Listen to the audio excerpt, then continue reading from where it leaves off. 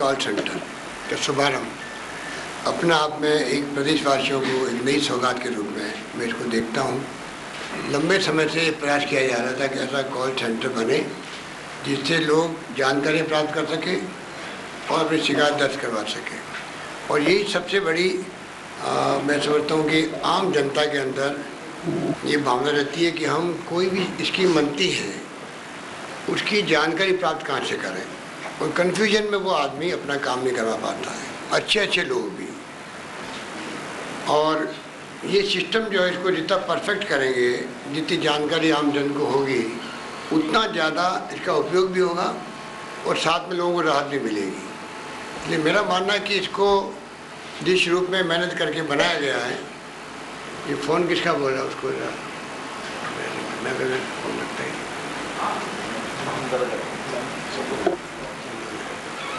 तो मेरा जो है ये जो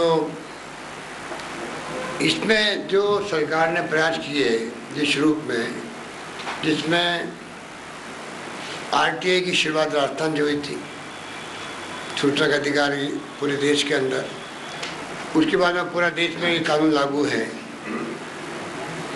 सुनने का अधिकार का एक्ट खाली देश भर में राजस्थान में बना है और कहीं नहीं बना है।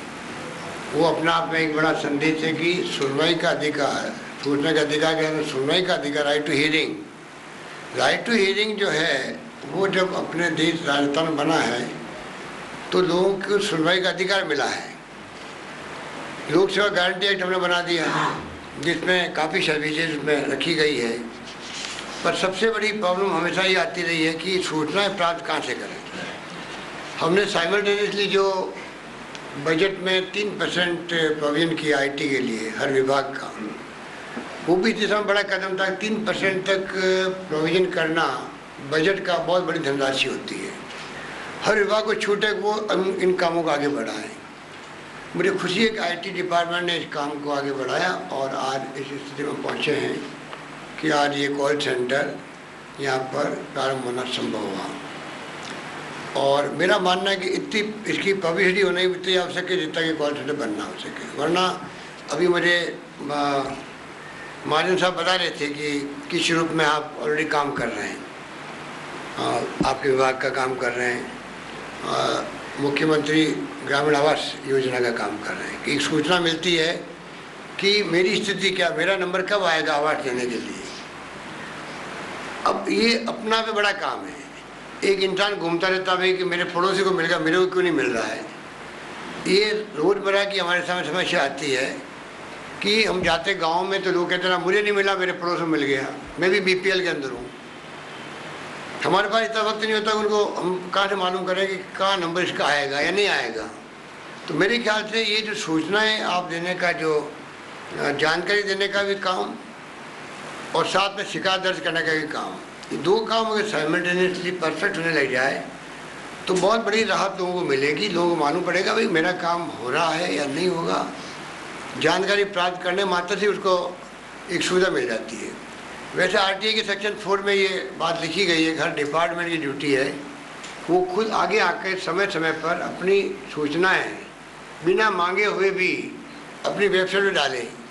उसका मतलब ये है कि लोगों को आरटी का यूज कम से कम करना पड़े। क्यों किसी को पूछे, क्यों कॉल सेंटर से बात करें, उसको जानकारी मिल सकती है।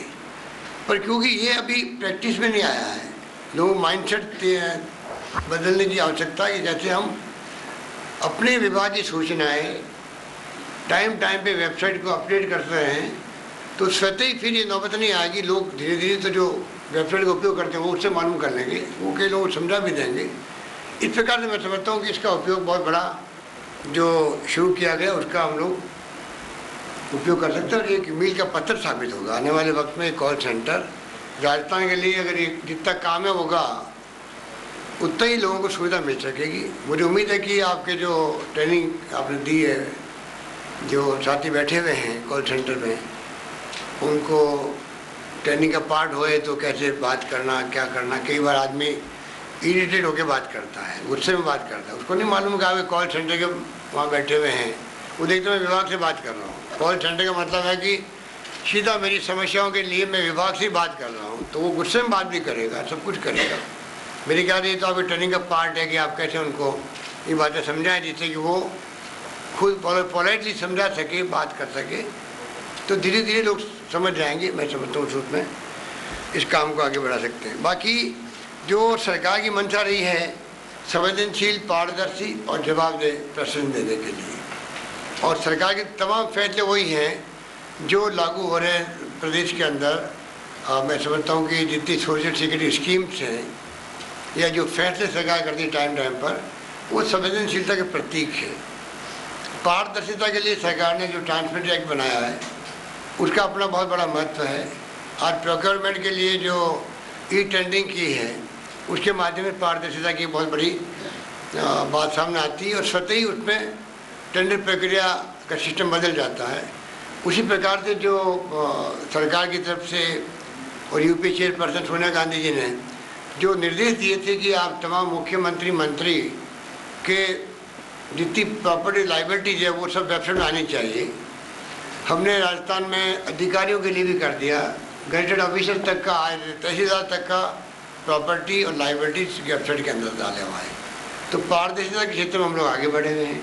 धीरे धीरे आपकी वेबसाइट में या आपका जो कॉल सेंटर में वो विभाग जुड़ेंगे तो किसी की सूचना जो वेबसाइट में ले सकता आदमी, तो आप गाइड कर सकते हो किसी को। वो आपके यहाँ फ़ोन करेंगे कई बार जानकारी के अभाव के अंदर भी, तो आप उनको गाइड कर सकते हैं। कुछ पॉइंट ऐसे होंगे जो आपने अभी नहीं लिए होंगे विभाग के अंदर। मैं चाहूँगा उन पॉइंटों को आप कम से कम उनकी जनरल नॉलेज के लिए रखे हैं, वो प्रॉपर जवाब दे सके। ये नहीं कि नहीं मुझे नहीं मालूम, तो जो फ़ोन करने वाला वो समझेगा कि तो इनको मालूम ही नहीं है, तो वो सरकार के ऊपर बात आएगी कि सरकार की जो व्यक्ति बैठा है वो हमें बता नहीं रहा है, ये नहीं मालूम कॉल सेंटर अलग सिस्टम है। ये तमाम बातें मैं समझता हूँ हमें करनी है। और जवाबदेह प्रशासन की जो बात की है, संवेदनशील, पारदर्शी, जवाबदेह, ये पूरा आपका जो काम है जवाबदेह के लिए है। इसमें हमें सुनवाई का अधिकार दे दिया, लोकसेवा गारंटी एक्ट दे दिया। पहले हमने प्रयोग किया था, वो हमारा कामयाब नहीं हुआ। नागरिक अधिकार पत्र जारी किए थे हम लोगों ने। अब जो लोकसेवा गारंटी एक्ट आ गया तो मैं समझता हूँ उसकी कोई विशेष जरूरत नहीं है। अब एक्ट बना करके गारंटी दी गई है। तो ये आपकी इस की भूमिका जो है कॉल सेंटर की बहुत बड़ी महत्व रखती है। और जितना आप इसमें ट्रेन छात्रों को लगाएंगे या नौजवानों को लगाएंगे, उतना ही लाभ मैं समझ रहा है जनता को मिलेगा, मेरा ऐसा मानना है। और मुझे उम्मीद है कि जो मेहनत की है डिपार्टमेंट है उसके लिए बधाई के पात्र हैं। और आप लोगों ने जो इस काम को अंजाम दिया है, मैं उम्मीद करता हूँ कि ये काम अब आज शुरू हो गया है। ट्रायल आपने पहले कर ली थी, मैंने सुना है, मैंने पूछा ट्रायल हुई कि नहीं हुई है। ट्रायल में टाइम लगा है। अब ट्रायल के बाद में आप फॉर्मल लॉन्चिंग आज हो रहा है, तो मैं उम्मीद करता हूँ कि अब से सुबह 8 बजे से रात को 8 बजे तक का टाइम दिया है, उसमें कोई कमी नहीं आएगी, ऐसा मैं विश्वास करता हूँ। और आप सबको मुबारकबाद, शुभकामनाएं, धन्यवाद। मैं माननीय मुख्यमंत्री जी का बहुत धन्यवाद देता हूँ हमारे को मार्गदर्शन